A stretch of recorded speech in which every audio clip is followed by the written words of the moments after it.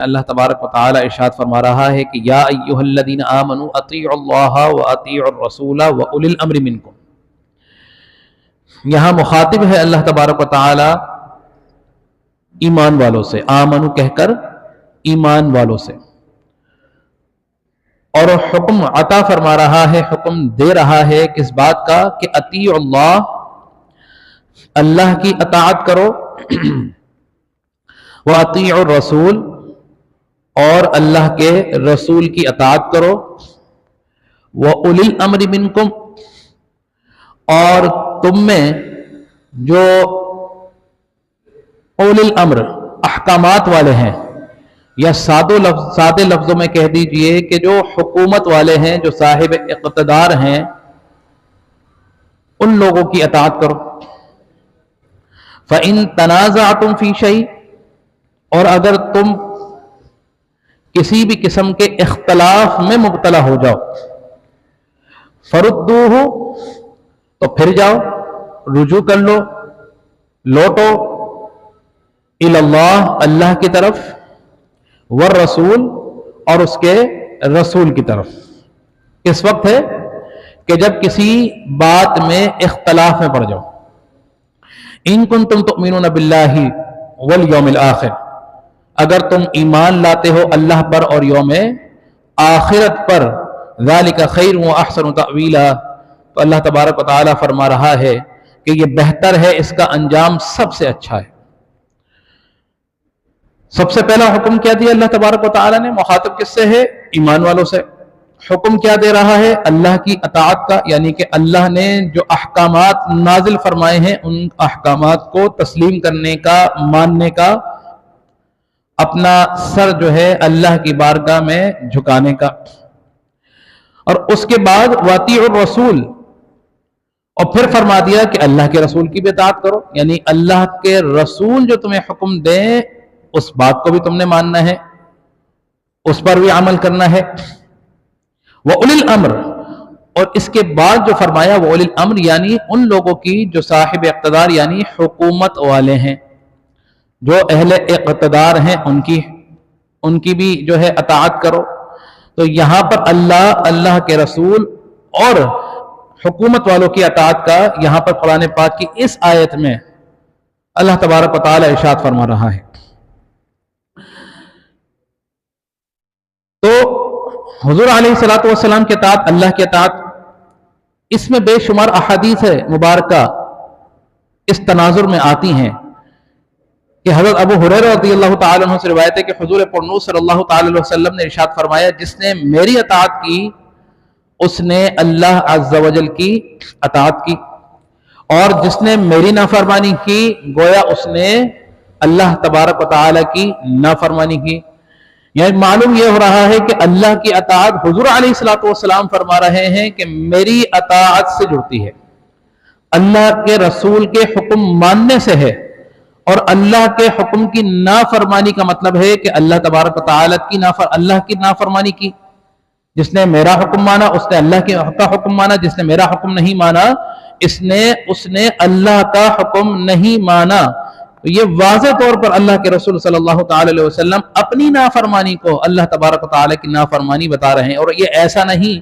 کہ یہ احادیث مبارکہ میں بھی صرف یہی آیا ہو، یہ باقاعدہ طور پر قرآن پاک کی متعدد آیات مبارکہ ہیں کہ جس میں اللہ کے رسول صلی اللہ تعالی علیہ وسلم نے فرما دیا کہ میری اطاعت گویا اللہ کی اطاعت ہے،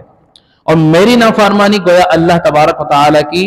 نافرمانی ہے. اللہ کا رسول جو تمہیں حکم دیتا ہے اس کو لے لو، اور جس سے تمہیں روکتا ہے اس سے رک جاؤ. اس کا واضح اظہار جو ہے آپ کو قرآن پاک کی اس آیت مبارکہ میں ملے گا کہ جس میں اللہ تبارک و تعالی نے ارشاد فرمایا کہ وما آتاکم الرسول فخذوہ، اور جو تمہیں رسول دے دیں فخذوہ، تو اسے لے لو. وما نہاکم عنہ فانتہوا، اور جس بات سے تمہیں میرا رسول منع کر دے، روک دے، فانتہوا، تو اس سے رک جاؤ. امر کا صیغہ ہے. اور اس لینے کو اور اس رکنے کو اللہ تبارک و تعالی نے اگلے اپنی اس آیت مبارکہ کے حصے میں بہترین انداز میں جو ہے ڈیٹیل میں ڈسکرائب کیا کہ اللہ کا رسول جو تمہیں دیتا ہے اس کو لے لو، اس کو پکڑ لو، اور اللہ کا رسول جس سے تمہیں منع کرے اس سے رک جاؤ۔ لینا اور رکنا کیا ہے؟ واتقوا اللہ، اللہ کی پرہیزگاری ہے۔ واتقوا اللہ، اللہ سے ڈرو، یعنی کہ جو اللہ کا رسول تمہیں دے رہا ہے وہ لے لو، اگر نہیں لوگے تو اللہ کی پرہیزگاری نہیں ہوگی، اور اللہ کا رسول جس چیز سے تمہیں روک رہا ہے اس سے رک جاؤ، اور اگر اللہ کے رسول نے جس چیز سے تمہیں منع کر دیا اگر اس سے باز نہ آئے تو یہ یاد رکھنا کہ واتقوا اللہ، یہ جو حکم اللہ کا رسول نے دیا اور جس سے منع کیا یہ اللہ کی اطاعت ہی جو ہے کنسیڈر کی جائے گی، اور اس میں اللہ کی اطاعت بھی ہوگی اور اللہ کی جو ہے پرہیزگاری بھی ہوگی۔ واتقوا اللہ، کہ اللہ سے ڈرو، ان اللہ شدید العقاب، اور اگر ان معاملات میں ذرا سا بھی تم نے تصرف کیا، نافرمانی کی، ان اللہ شدید العقاب، تو اللہ تبارک و تعالیٰ فرما رہا ہے کہ بے شک اللہ تبارک و تعالیٰ سخت عذاب دینے والا ہے، سخت عذاب دینے والا ہے۔ تو آپ ان آیات مبارکہ کو جب پڑھیں گے تو حضور علیہ الصلوۃ والسلام اور حضور علیہ الصلوۃ والسلام کی احادیث مبارکہ، تو جب ان تمام چیزوں کو یعنی کہ اللہ کا کلام اور اللہ کے رسول کی جو احادیث مبارکہ کو جب سامنے رکھیں گے تو آپ کو یہ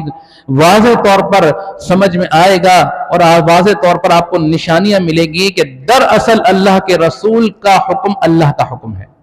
اور اللہ کے رسول کی نافرمانی اللہ کی نافرمانی ہے۔ تو جو لوگ یہ کہہ کر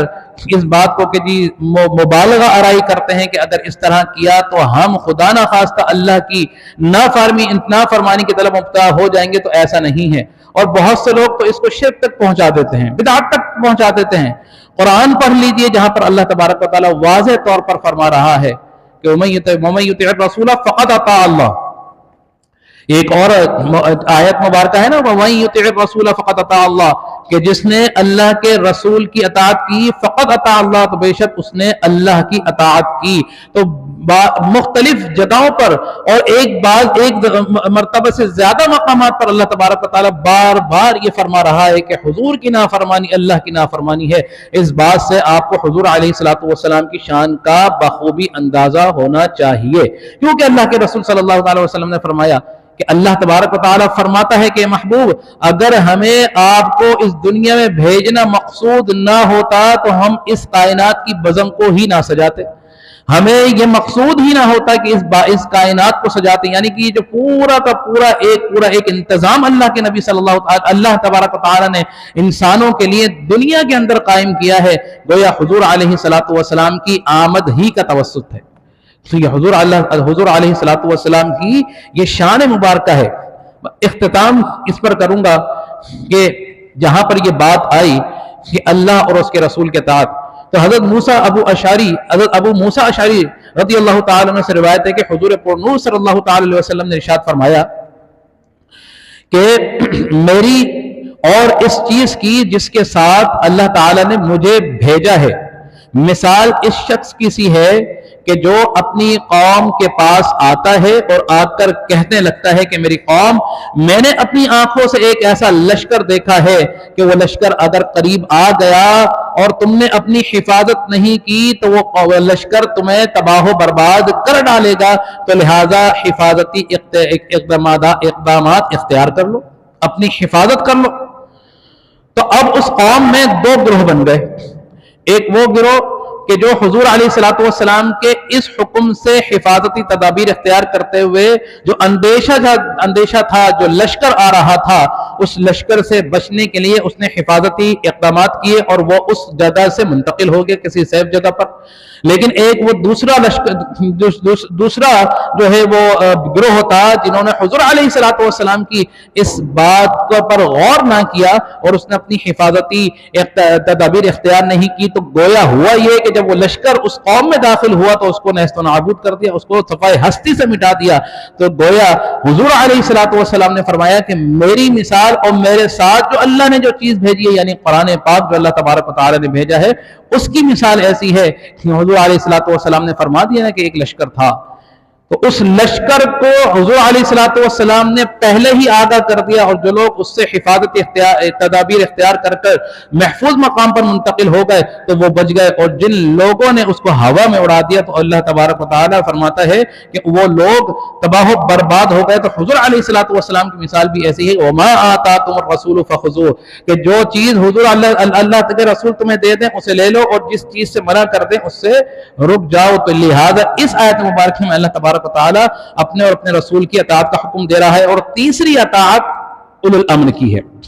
اہل اقتدار کی ہے۔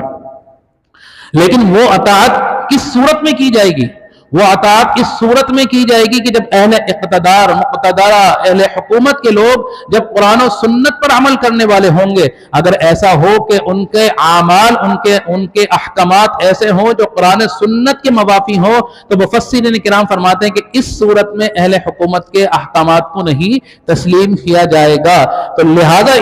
اس آیت مبارکہ سے یہ واضح طور پر حکم ملتا ہے۔ اللہ تبارک و تعالیٰ سے دعا ہے کہ اللہ تبارک و تعالیٰ ہم نے جو کچھ بھی سنا اس پر عمل کرنے کی ہمیں توفیق عطا فرمائے، آمین۔ وآخر دعوایا الحمدللہ رب العالمین۔